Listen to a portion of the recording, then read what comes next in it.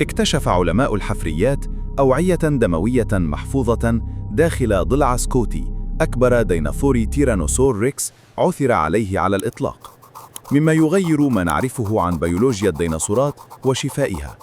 باستخدام الأشعة السينية السينكروترونية عالية الطاقة، كشف الباحثون عن شبكة كثيفة من الأوعية الدموية المعدنية تشكلت أثناء التئام ضلع مكسور، مما يقدم دليلاً مباشراً على كيفية تدفق الدم لإصلاح الإصابات قبل 66 مليون سنة. تمثل الأوعية الدموية المتحجرة المحفوظة على شكل قوالب غنية بالحديد في طبقات مميزة حالة استثنائية لبقاء الأنسجة الرخوة في الأحافير، وهي حالة أندر بكثير من العظام أو الأسنان وأكثر كشفاً عن كيفية عيش الديناصورات.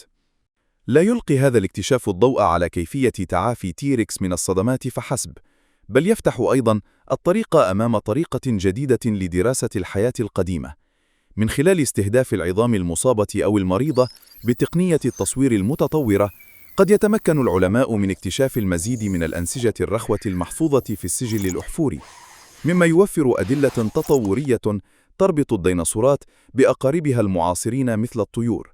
وكما يشير الباحث الرئيسي جيريت ميتشل، فإن هذه الأوعية الدموية ليست مجرد تحف فنية، بل هي سجل بيولوجي مكتوب على العظام يوثق كيف حارب أحد أعنف الحيوانات المفترسة على وجه الأرض وشفى ونجا في عالمه القاسي.